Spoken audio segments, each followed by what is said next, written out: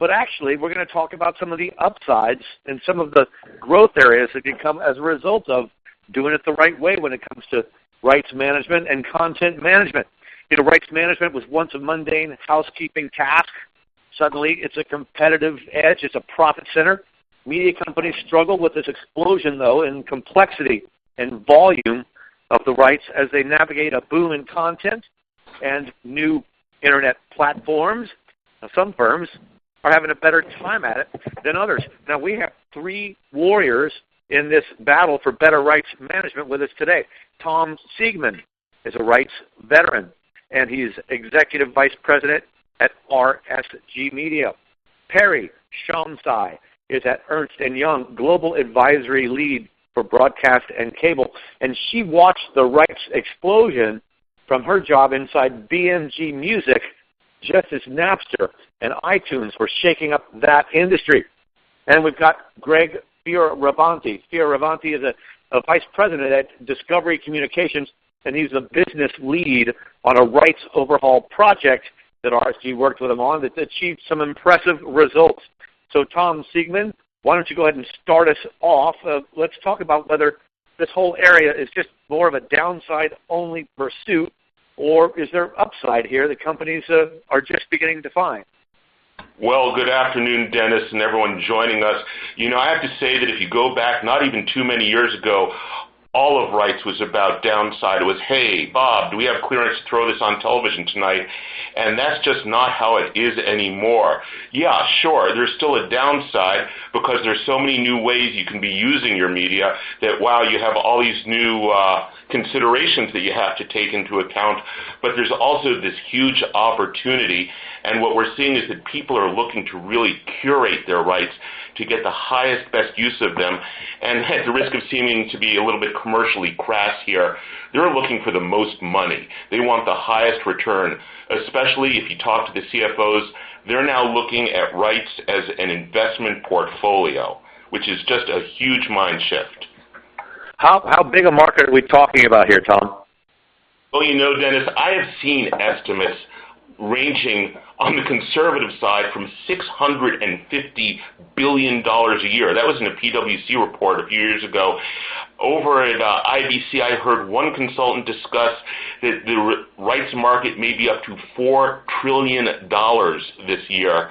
Now, the thing is, there are just so many new ways to be monetizing the rights that you have, to use the rights better. You can get through EST, we've seen people are willing to pay 20% more for getting a movie a few months earlier than through traditional TVOD. We're seeing clip casting. We're seeing binge box sets. All these people launching OTT networks. I just came from the OTT conference in London yesterday where there were amazing gains in profits there. And then I was talking to the CTO of one of the very largest U.S. cable networks, talking about delivering custom-tailored networks to different audience segments. So amazing opportunity. Yeah, well, you want to talk a little bit more about this portfolio approach? Well, it's high. I've just spent $6 billion in buying the rights to see a sports league for 1 year. I've just invested something in 3 years of rights to broadcast whatever the hit show is, Game of Thrones, House of Cards, you name it, $120 million here. And now the question is, how do I make that money back? In the old days, it was simple. You put something on a network television, you hope it pays back the production costs, and you hope in syndication it makes enough money for all your failures. Now you have to be smarter going out of the gate, and you have to look, gee, where am I selling my catch-up video rights, my follow-on video rights, my binge rights, my TVOD rights? Every little segment becomes a new opportunity to get back that initial funding, and then you hope turn a profit. Yeah, we've talked about this for a while now, Tom, and I remember previously you telling me that some excellent media giants are sometimes unaware of just how much they own and all the rights they have overall for the entire media business. How far along would you say the industry is in upgrading its rights management on a scale of 1 to 10, 10 being the best? Where is it now, and where does it need to be? Well, I'm going to steal from William Gibson here and say The future is already here. It's just really unevenly distributed. And what I mean by that is we've got certain clients, and you're going to hear about this, who are so assertive in pursuing their rights. And they've got best-of-breed systems, and we're working with them to layer on new analytics to really extract every possible cent. And those guys, I put them at an 8, and heading towards a 10. There are other folks who, the traditional model for so many years was people would come to the CFO and say, please give me money to buy or develop this series, and no one ever looked at how it was being monetized. Now, that school of thinking is fading, but there are still a lot of people who adhere to that.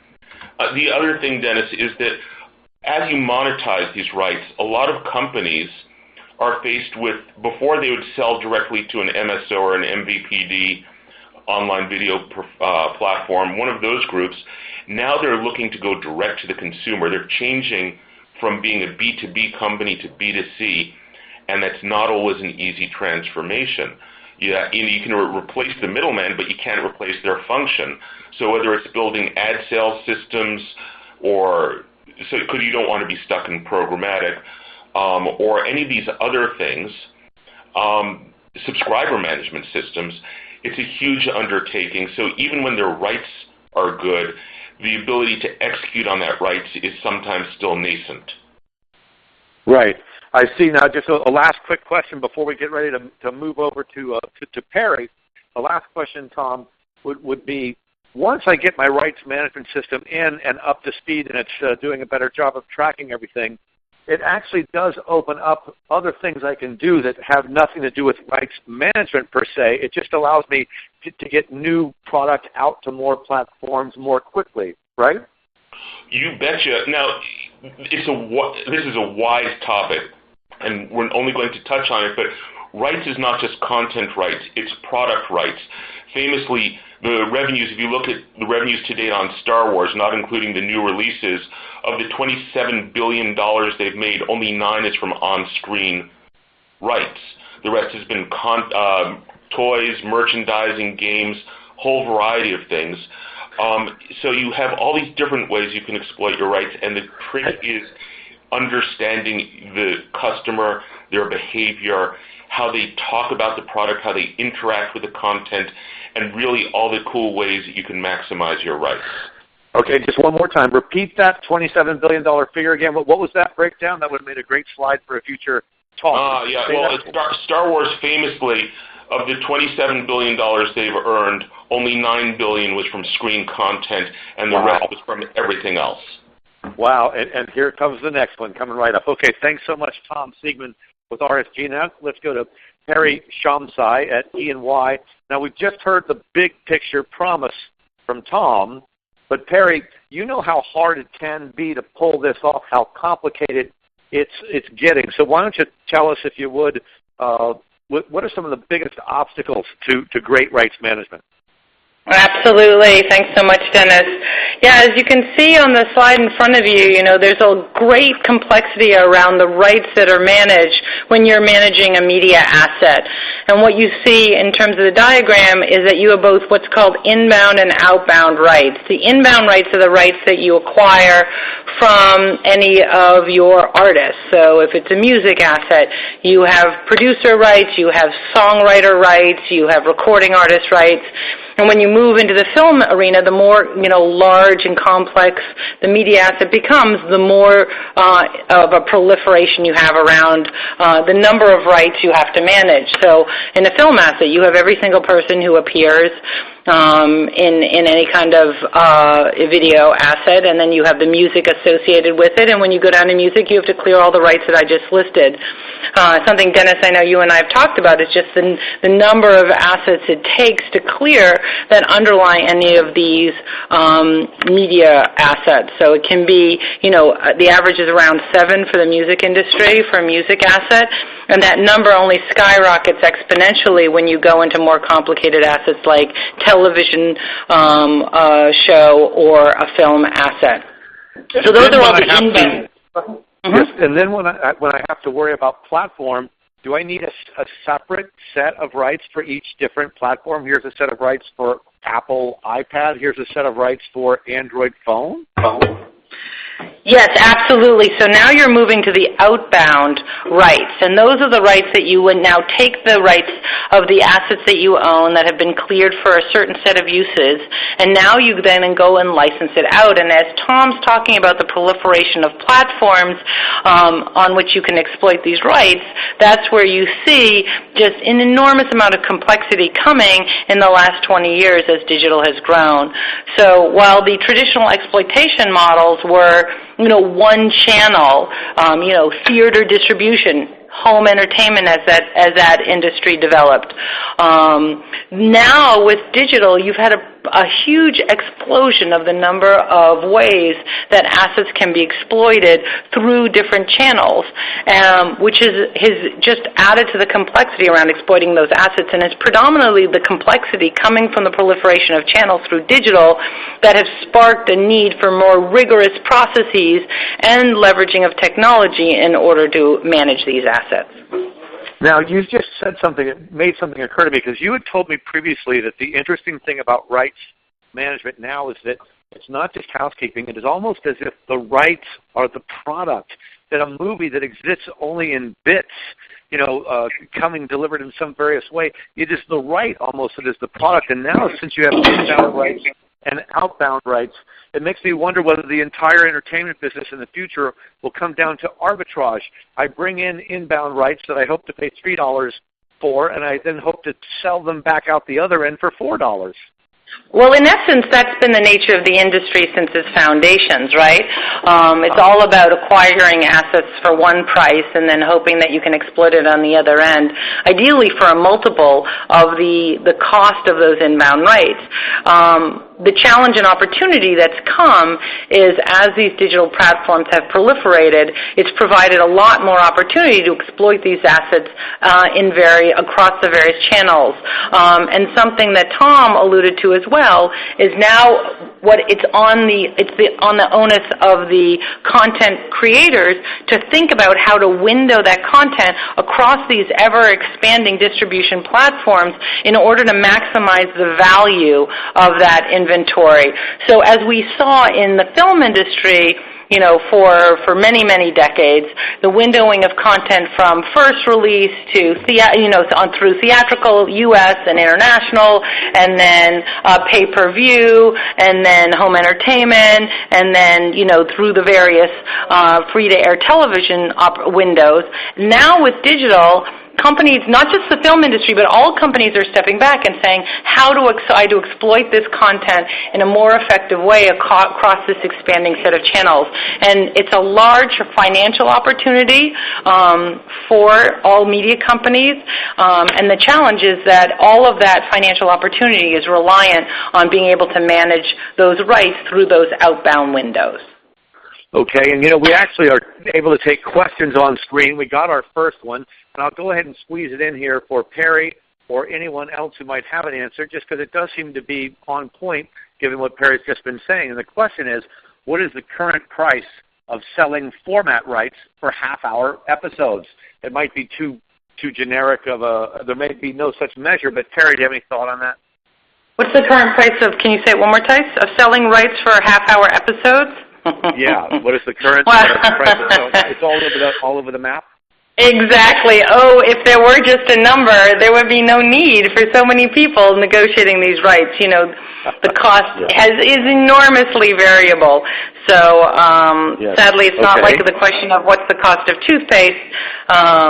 It's more like what's the cost of an airline seat without any description of where the airline is traveling to, how long a trip, where it's starting, where it's going, the hubs. And this is why, this is actually at the very heart of why licensing content is so complicated. I remember in the late 90s, I'm going to date myself, I was very young at the time when people were coming to try to license content from BMG when we were there. They would say, we just want automatic licenses, it should be automatic clearances, and there had been discussions in the industry whether that would ever be possible. But the very price of an asset, like in this case, let's say a half-hour episode, is reliant on the audience, on the demand for the content, on where it will be broadcast, how many people are anticipated to see it, how much revenues you think you can get from selling ads against it, or whether it's a subscription, how much subscription revenues. So it's a tremendous and complicated formula to figure out exactly how to price it, and that's why there is so much human intervention, at least right. at this stage of the game.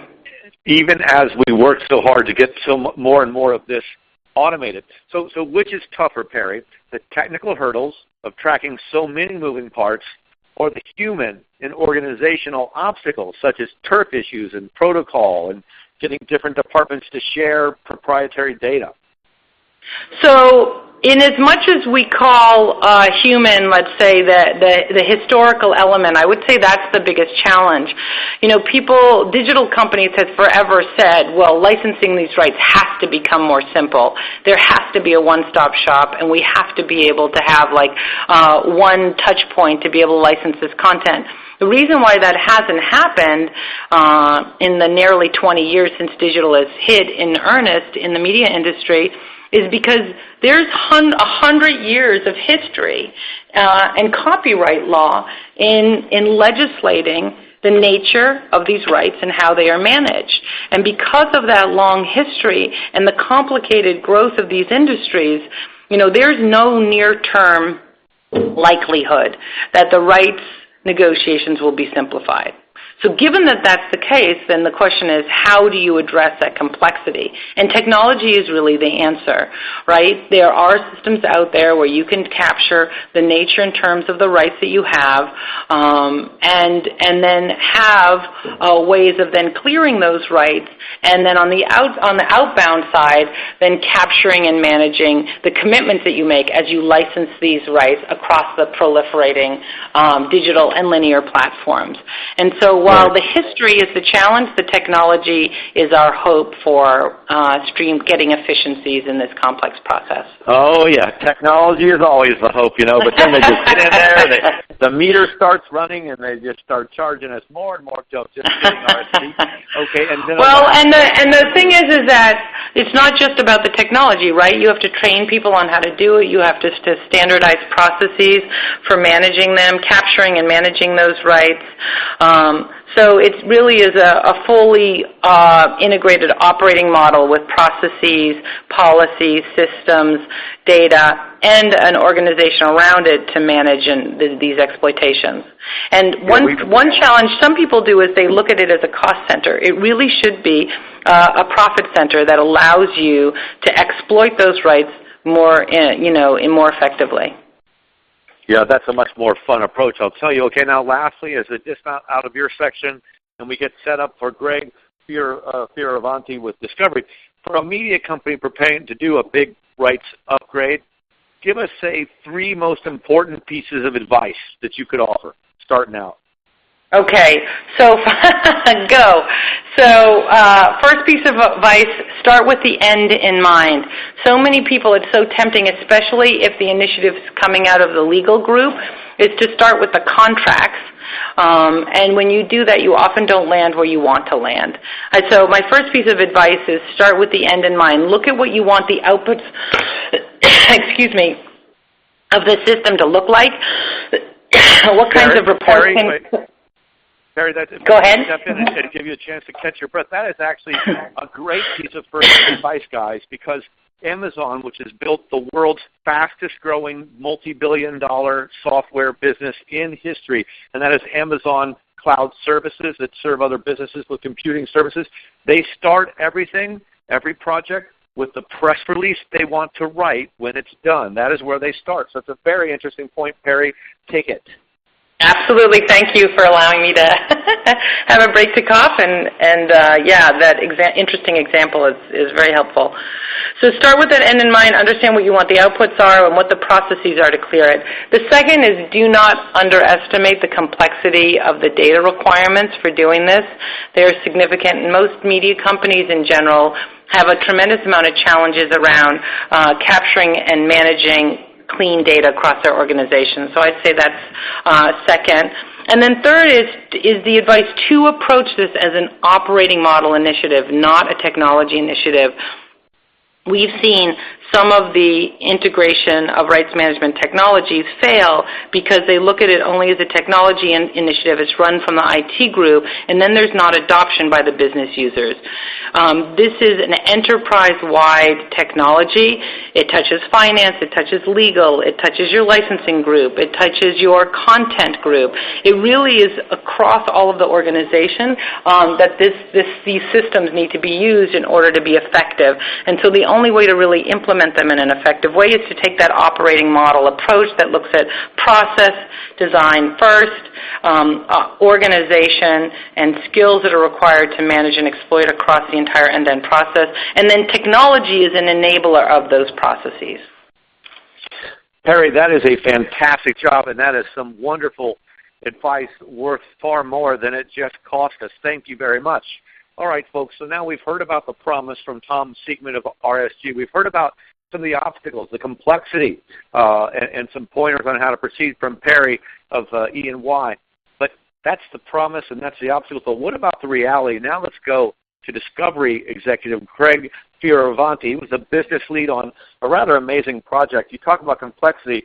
With Discovery having something like 200 different channels in 100 and some odd different countries, they can have 1 million pieces of rights-oriented stuff to track, 1 million different possibilities. And Greg has actually been in there and had to deal with us. So tell us, Greg, welcome, and what did Discovery do in its overhaul, and how easy or hard was it? Hi, everybody. Thanks for joining me today. So to start with, I just wanted to compare sort of where we were in the past and where we grew to. So just briefly, and this isn't the official Discovery Channel history, but just a perspective related to this topic. Discovery started in 1985, and John Hendricks created it in his garage and operated out of his garage. And it was originally just a single U.S.-based cable network. We were, at that time, a disruptor of the traditional TV model. Interesting that today there's all sorts of new disruptors out there, but at that time, cable was the disruptor. We were a single documentary channel, and we featured acquired content. And we were supported by the cable industry at a time when there was a significant need for those new content alternatives. And then through the 90s, we began to grow. We purchased TLC in 1991. We expanded into the international marketplace. And we started the addition of additional channels, Animal Planet, Travel Channel at the time, Health Channel, etc. Really with the concept that content is king, and that the more rights we owned, the more content we produced on our own, developed on our own, the more beneficial it would be in the long run, the more places we'd have to exploit that content. And we started to develop ancillary businesses.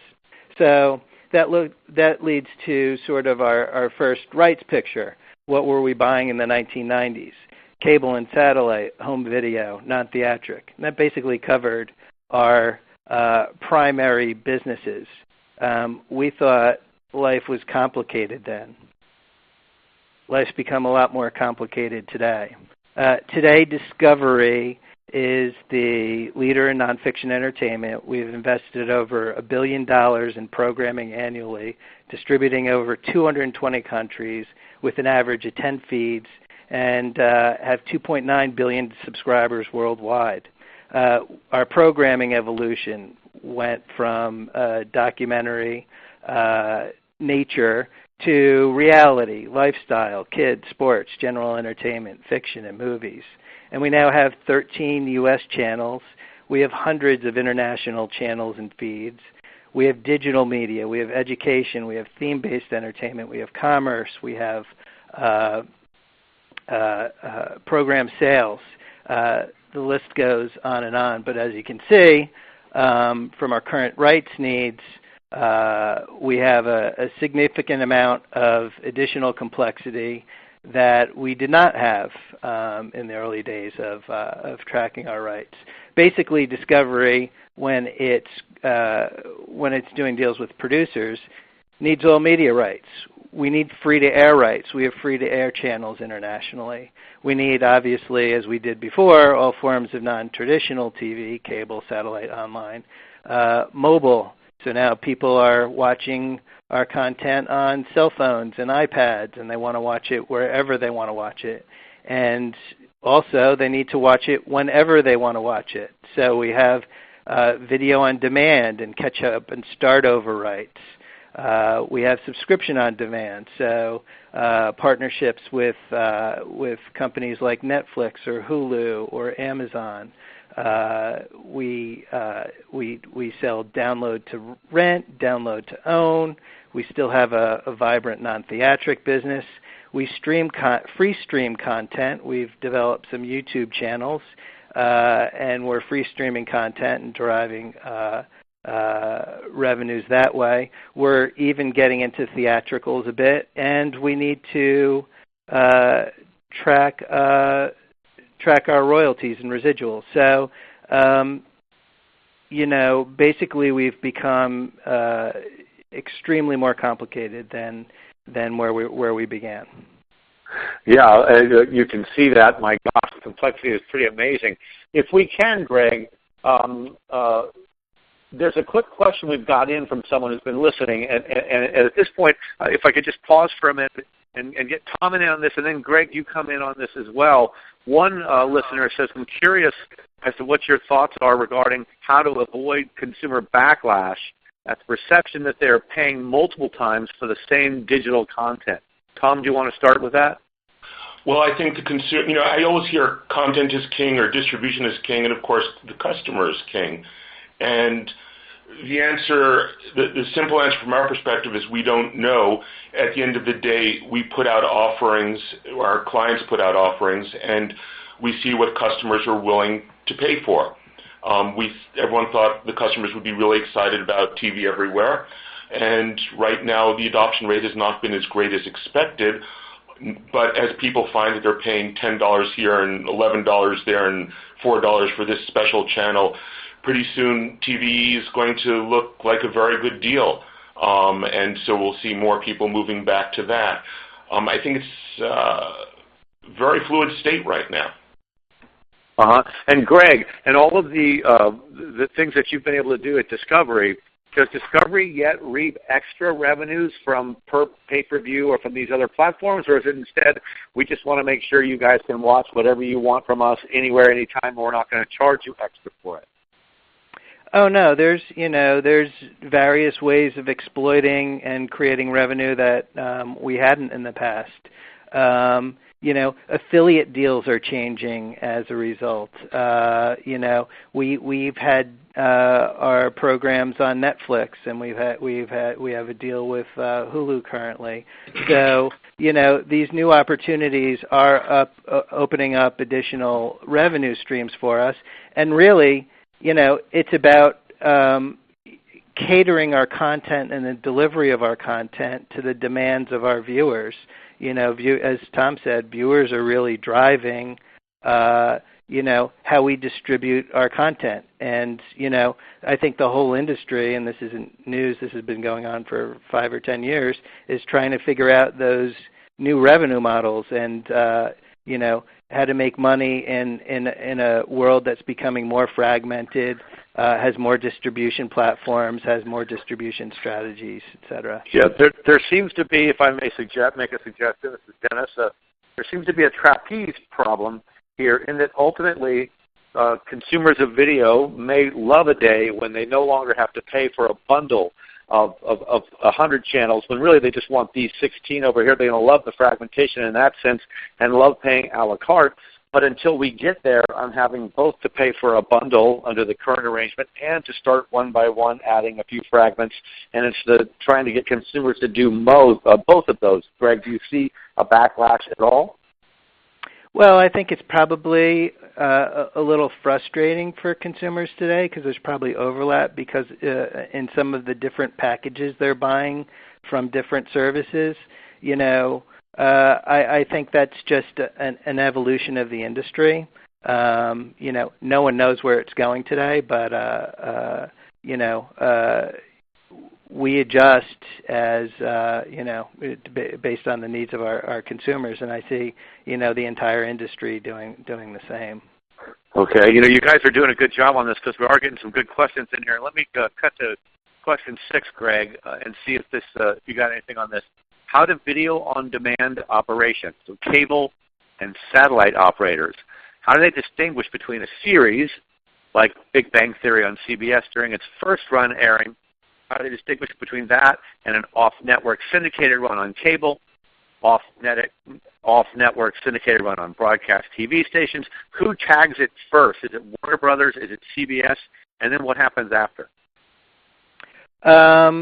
So our model is different. Our model, Discovery produces and commissions most of the programming that we broadcast in the U.S., but typically there are windows, and those windows used to be just a traditional TV model of a network would license a show from a studio, would air that show once, and from that point forward, it would go into syndication. It would go into syndication in the U.S., and it would go into syndication internationally as well. Now, in addition to those television windows, there's tons of other windows that are opening up because of the different distribution platforms.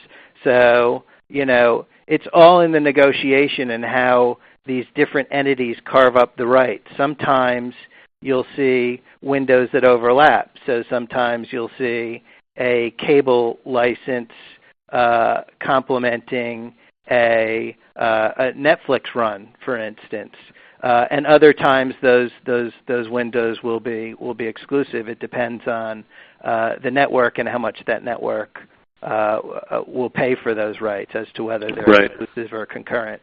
So there's opportunities to actually pay less for programming now than in the past because there's these other revenue streams that are sort of sharing at the same time.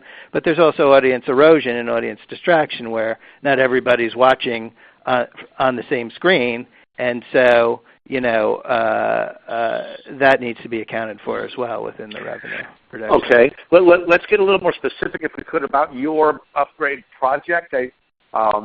I might be confusing this one with another project I studied, but I could swear that you guys might have gone from almost by hand tracking of some of these rights to a more automated platform. How long did the project take, and how many different departments or different parts of the company did it involve?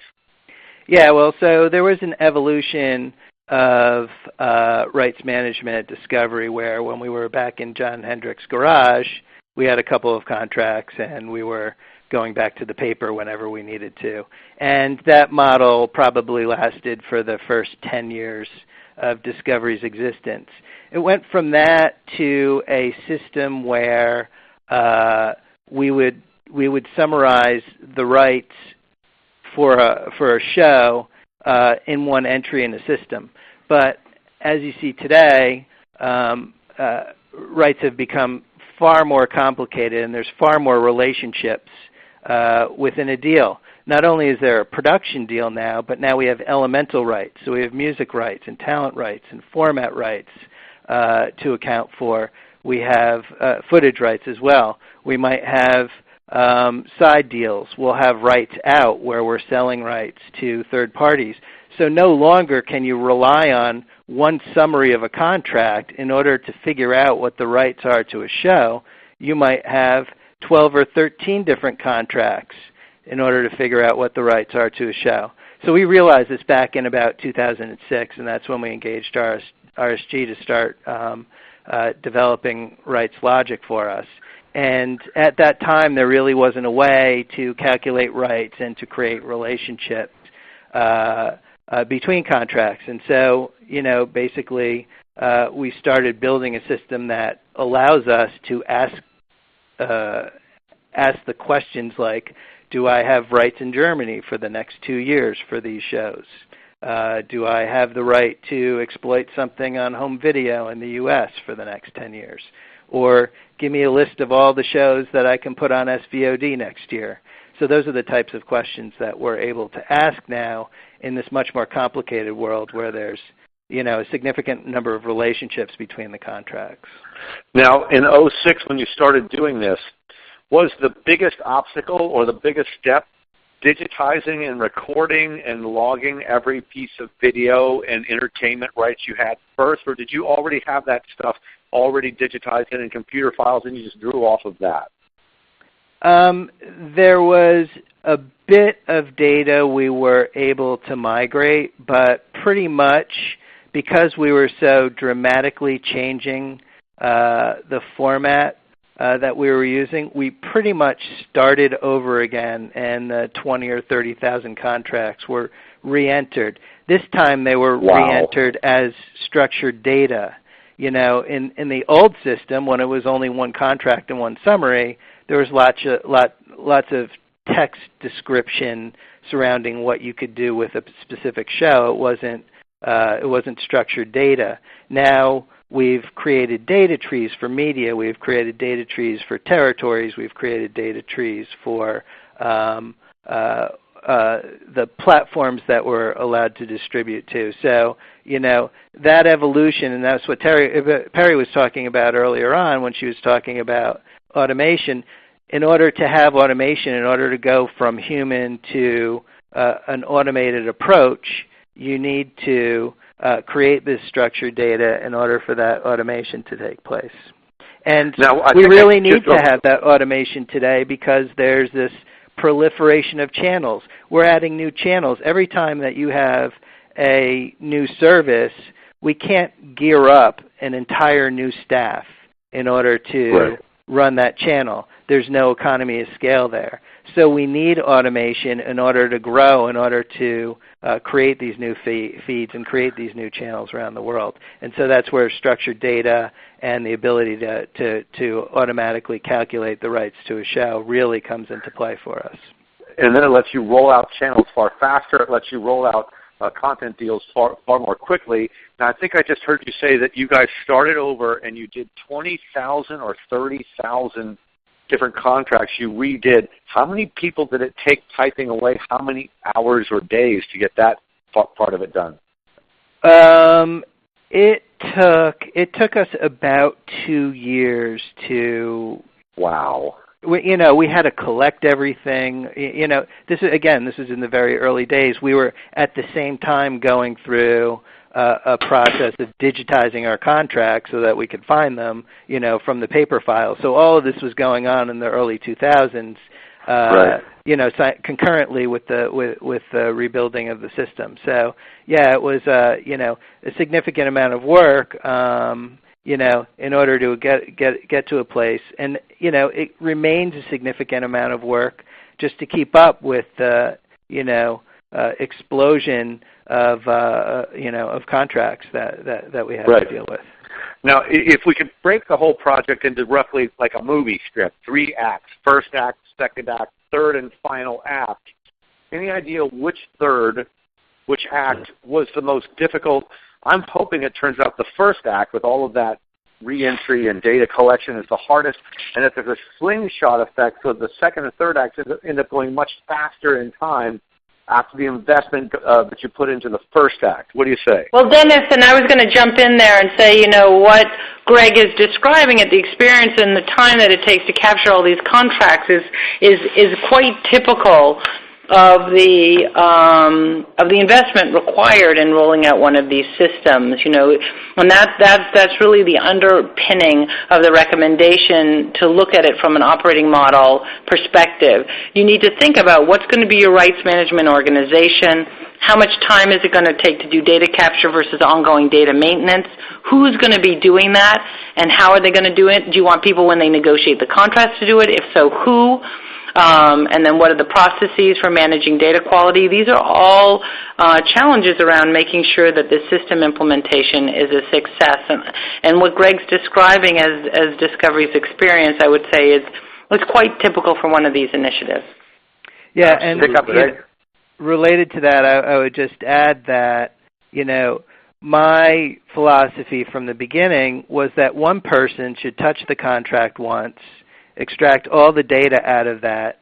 To do that upfront work saves tons of time down the road so that you can get from a place where clearances used to take us weeks and months. Someone would say, are these 200 programs cleared? And, and the rights management group back then would say, yeah, we'll get back to you in about 6 weeks.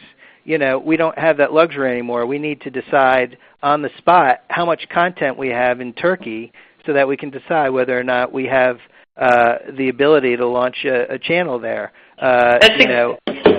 That's exactly right. You're basically shifting the labor activities from the front end data capture, often sitting with the people who are negotiating the contract, to the back end people who used to be responsible, who used to have to retroactively go through physical contracts to clear rights for exploitation models.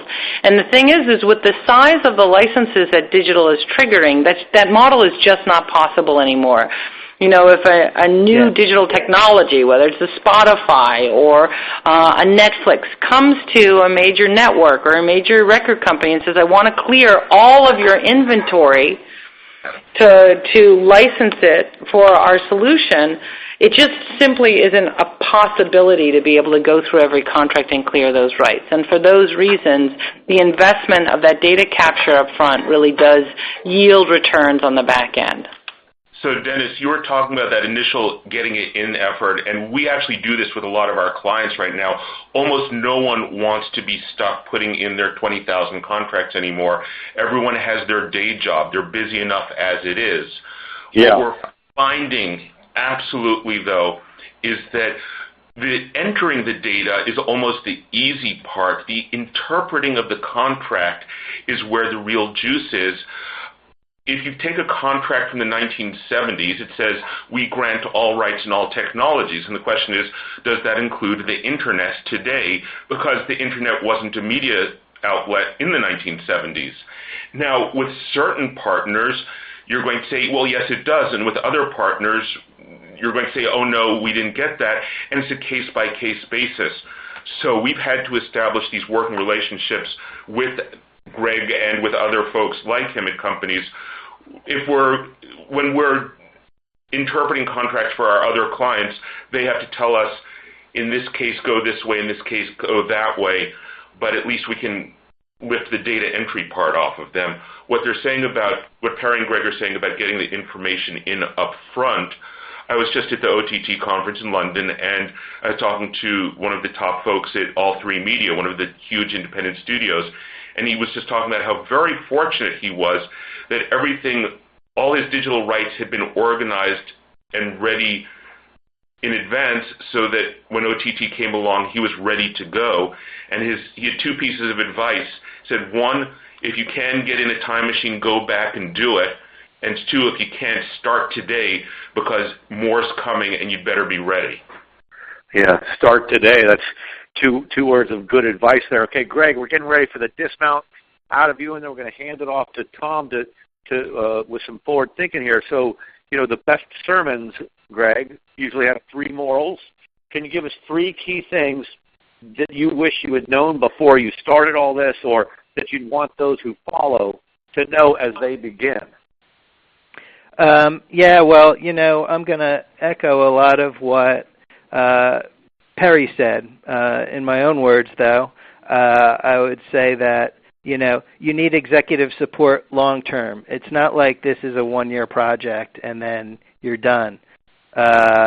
You build a right system, you need to continue to feed the right system, you need to continue to groom the right system, you need to adapt it as it evolves. So that long-term support is crucial, so know what you're getting into. The second thing is to make sure that your IT partner shares and understands your vision.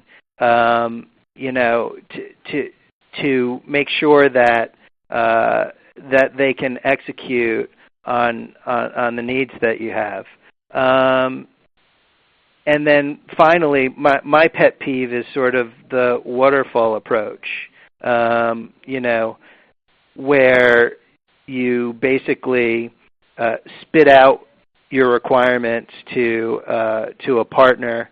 They write back this 300 or 400 page very technical document, and a significant amount of misunderstandings ensue from there. I think the better approach, and the approach that we take now, is to sort of storyboard things and put things into language and concepts that the business can understand, and test, and then go through an iterative process where there's check-in periods where you ensure that you're sort of on the same page as something's being developed. Okay, that sounds pretty good. All right, thank you so much, Greg Fioravanti with Discovery. And now we're going to turn to kind of some more upside. Once you got the right system overhauled and upgraded, we've been talking a little bit during this session about the extra things you can do beyond just tracking thousands of different rights. There's some cool extra things you can do, and let's turn to Tom Siegman again of RSG Media to tell us about it. Tom. Thank you, Dennis. Dennis, before I jump in there, I just want to add to what Greg so neatly said, because we've had this amazing working relationship with Discovery, and I think for us, we were very lucky to find a company that was willing to tell us what they need, and this is how we have grown as a product, constantly learning from our clients. The other thing to add into what Perry had said before, and I'd add this as a fourth key thing, is for us, an educated client is the best possible client. They say that learning from your own mistakes is gold, but learning from other people's mistakes is just pure genius. Go talk to these folks who have been there and done that, get the best advice possible, and I think you'll be able to get the most out of us or whatever group you end up going with. Certainly make the most from your rights. We have, working with our clients, regularly found that if they're investing a certain amount in rights, we're helping them increase their return by approximately 10%. Of course, results vary client to client. But the most important pillar, earlier, if I asked people, how much are your rights worth? A lot of the time people didn't know. How much is Superman worth? What could I be doing with this? So just having this extreme focus on profitability and on looking at all the new alternatives, one of the very coolest examples that we came up with, and this is not something that we did, but it's something that our partner did, and we sat back and applauded. They looked at their rights for James Bond. This is B-Sky-B in Britain. And they said, gee, we have rights for the next year. We can show it as many times as we want. Let's set up Sky Movies 007 channel. And for a year, you could just tune in and watch as many Bond movies as you wanted, or not a year, for a few months. But that was a wonderful new revenue source. It was a wonderful service for their customers, and it shows how you can be really creative around rights.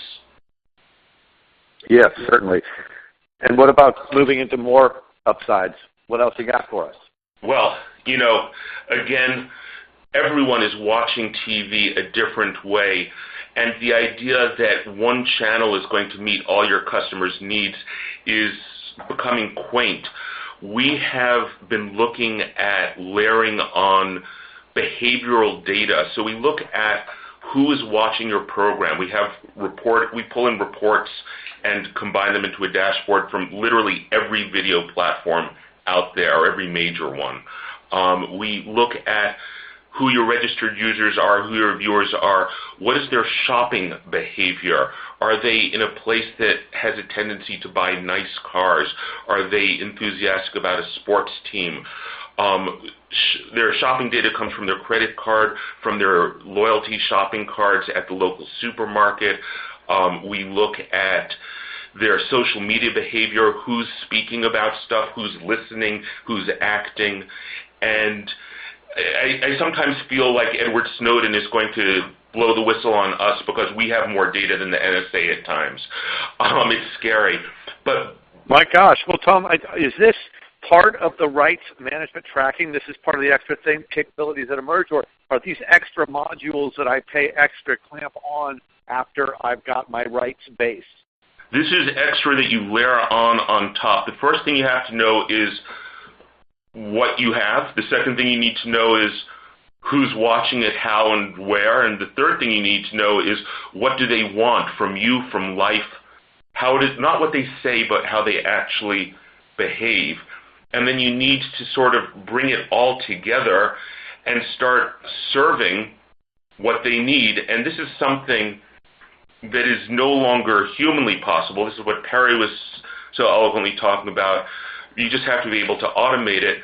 Right now, maybe there's one feed of the History Channel, or 2 or 3, but not too far down the line, there's going to be 160 different variations, one for each audience segment. And everyone's going to be watching a History Channel at the same time, but seeing slightly different programs, or different commercials, or different brands. You're actually also able to determine how certain time slots or windows perform versus what they cost? Absolutely. This is one of the very interesting things. Thank you for bringing it up. With one client, we've noticed that there were, just by shifting movies a little bit, for example, and I'm making this one up, if you put Billy Madison on at 4 p.m., it was getting slightly better than average ratings for 4 p.m., but the cost of running that show, the write-down cost, the amortization cost, was outstripping their revenues. So they were actually losing money every time they showed it there. Simply by moving it slightly later to, say, 6:30, now the revenues were higher. It was $300,000 a month in extra revenues for them, which is huge. In terms of understanding how one set of programming flows into the next set of programming, there's a reason why Law & Order is played in series on certain channels, one after the next, is the audience actually flows and builds from episode to episode. The way we promote the programming to get the biggest audience, to get the biggest revenues, with one of our clients, we have now increased their conversion on their promos 250% using one-third fewer promos, and that was by tying viewer behavior to individual pieces of content and seeing, if I watch this show, I'm likely to watch that show, influencing the influenceable, forgetting the rest. And these are just examples of some of the crazy things we can do by layering data on top of the content that people already have. Yeah, I mean, a 30% reduction in promotional time, in TV, time is money. That's 30% you can take and use either to promote still other shows or to sell for ad time. Someone else wanted in? In fact, this one client actually took 1/3 of our savings and just turned it straight into ads, which was just fresh money in. And that was huge. It was millions. Yeah. And right now, programming prime time is such an art. Picking hits is such an art. Making tastes is such an art. But you can't do that for every platform, every window, all the time. And that's why we're looking to move it from an art to a science by looking at all the different kinds of data that you can bring in and really add that extra layer of intelligence so that the people working in the industry can make much better informed choices. Right. And I'm thinking also, I actually read a Gartner Group paper, I believe, on the Discovery Project and RSG Media's role. And Gartner said in that paper that one important thing in picking a tech firm to come in and help you do all this stuff is that their systems have to be easily adaptable. The tech vendor has to be willing to tailor its systems and kind of change it to fit in with your systems better. And I got the impression that RSG Media was particularly adaptable at doing that, and that you're kind of able to make things more flexible somehow rather than rigid. Well, it's very kind of you, and yes, this is something we pride ourselves on. we see the media and entertainment industry moving so quickly. And, for example, one of the sports leagues we just are working with now said, great, we have our merchandising tied in, we have our content tied in, what about our sponsorship? Because sponsorship is a huge deal for sports leagues and now becoming a huge deal for other media and entertainment groups. And we just said, wow, great idea, let's do it. We have regularly, Greg has been a great source, other clients have been great sources of ideas from improvements, especially as the industry shifts so radically, and we're just grateful that they're willing to share that with us because it helps us help everyone. Right, okay. Now, Tom, do you have a last kind of flourish here, or do you want me to move into a couple just broader questions for the entire panel? Well, I think I'm just going to recap before we go into the questions and say, if you take this financial approach, if you understand that just doing 20% of everything that needs to be done is going to give that 80% of the juice that you need. And if you take this as a holistic program, what Perry was saying, what Greg was saying, it's not just, hey, I need a rights system. It's, hey, I'm going to value content through every facet of the organization and I'm going to get the most from it. Then it really shifts how you look at rights and systems, and rights stops being this, oh yeah, it's rights, boring, and it becomes, wow, this is a real opportunity.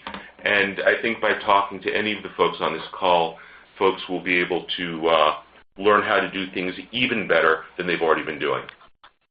All right, nice job. Thank you very much to all of our panelists, Tom Siegman of RSG Media, and Perry Shamsai of E&Y, and Greg Fioravanti of Discovery. Some broad questions as we close out the last few minutes, guys.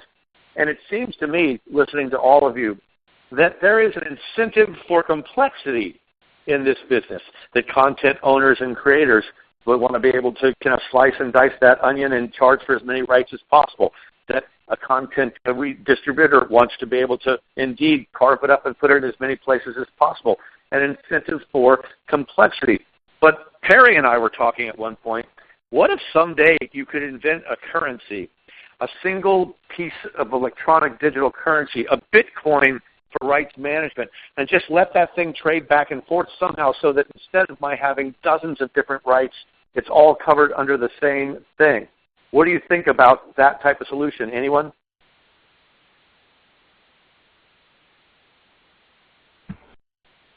If we can ever get to that stage, you know, it's still going to be interesting because that's the end selling, but you still have to fund great content. You have to fund the development. And yes, creating content's getting cheaper and easier every day, but great content still costs hundreds of millions of dollars. And I'm not sure how the Bitcoin will play out. I think you need the people with vision, the Discoveries of the world to say, hey, this is our audience. This is what we need. Yeah. Perry, we'll never get to 100% automation, will we? There will always be some human intervention.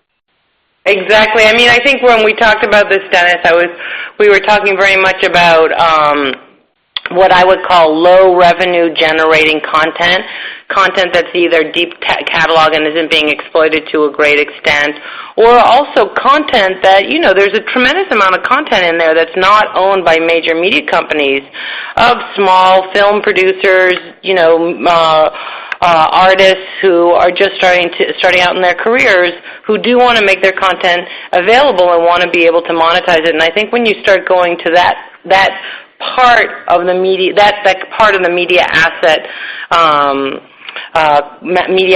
content, you may be able to then move to a model that has far more streamlined content rights clearances.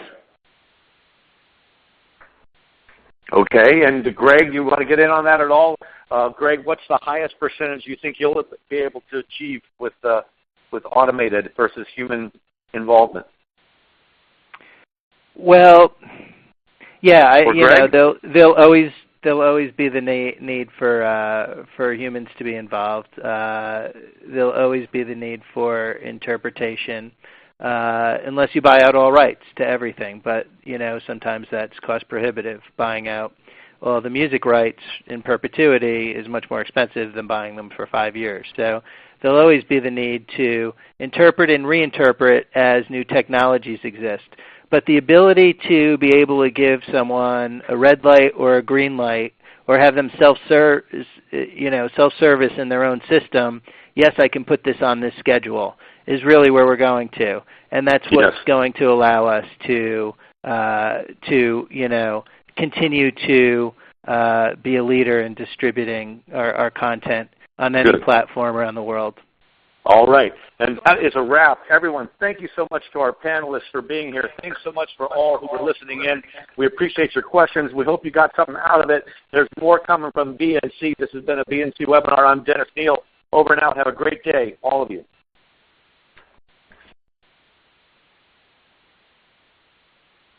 Okay.